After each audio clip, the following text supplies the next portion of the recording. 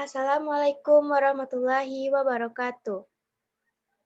Waalaikumsalam warahmatullahi wabarakatuh. Baiklah, kami dari kelompok 2 akan mempresentasikan hasil diskusi kami yang beranggotakan Dinda Selvina Putri, Dika Kurniasi, dan saya sendiri, moderator, Rizkita Nadia Rahmi, dan Syafadila Putri. Yang materi pertama akan dibacakan oleh Dika. Kepada Dika, dipersilahkan. Baiklah, saya akan membacakan materi kelompok kami, yaitu tekanan darah tinggi atau hipertensi. Tekanan darah tinggi atau hipertensi adalah suatu peningkatan tekanan darah di dalam arteri.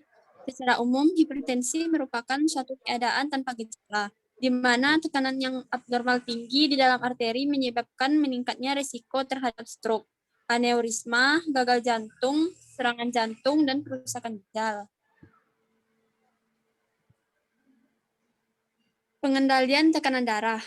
Meningkatnya tekanan darah di dalam arteri bisa terjadi melalui beberapa cara. Yang pertama, jantung memompa lebih kuat sehingga mengalirkan lebih banyak cairan pada setiap detiknya. Yang kedua, arteri bisa kehilangan kelenturannya dan menjadi kaku. Yang ketiga, dengan cara yang sama. Tekanan darah juga meningkat pada saat terjadi vasokontraksi. Yang keempat, bertambahnya cairan dalam sirkulasi bisa menyebabkan meningkatnya tekanan darah.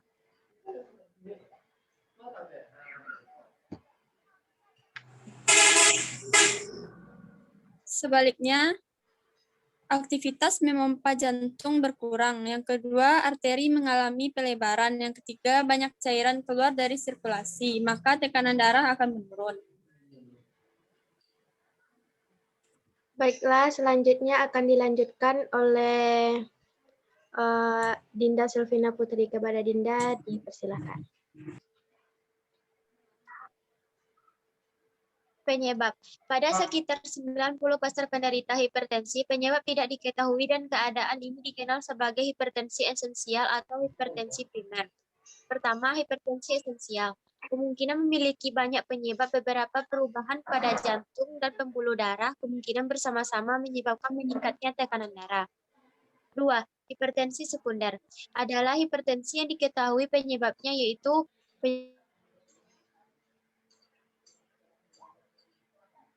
atau pemakaian obat tertentu, misalnya pil KB 2%.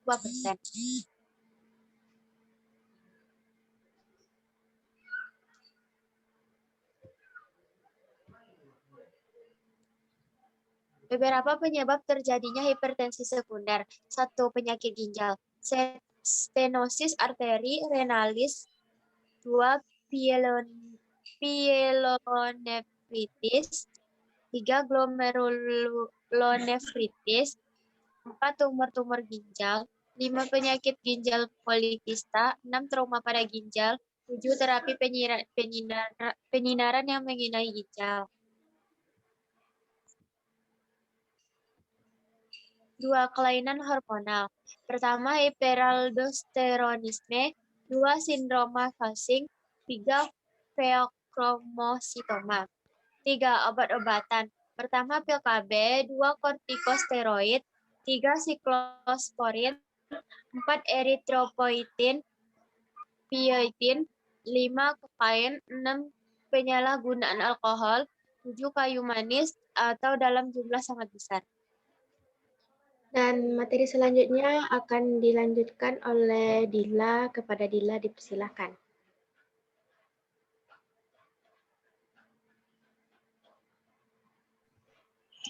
Gejala. Jika hipertensinya berat atau menahun dan tidak diobati, bisa timbul gejala berikut. 1. Sakit kepala. Yang kedua, kelelahan. Ketiga, mual. 4. muntah. 5. sesak nafas. 6. gelisah. 7. Pandangan menjadi kabur. Yang terjadi karena adanya kerusakan pada otak, mata, jantung, dan ginjal.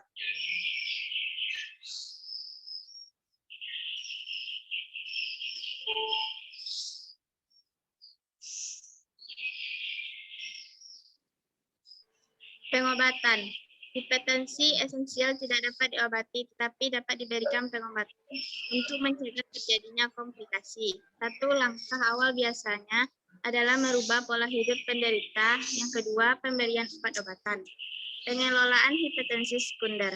Satu, pengobatan hipertensi sekunder tergantung kepada penyebabnya. Yang kedua, mengatasi penyakit ginjal, kadang dapat mengendalikan tekanan darah. Yang ketiga, emfisema arteri bisa diatasi dengan memasukkan selang yang pada ujungnya terpasang balon dan mengembangkan balon tersebut. Yang keempat, atau bisa dilakukan pembedahan atau jalan pintas atau operasi bypass. Yang kelima, tumor yang menyebabkan hipertensi.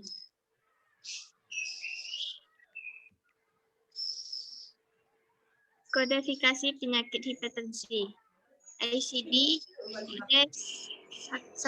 is available. ICD 10 kode used for healthcare diagnosis reimbursement of essential primary hypertension is corresponding. ICD 9 kode is 401. Sekian hasil diskusi kami. Saya sudahi dengan Assalamualaikum warahmatullahi wabarakatuh.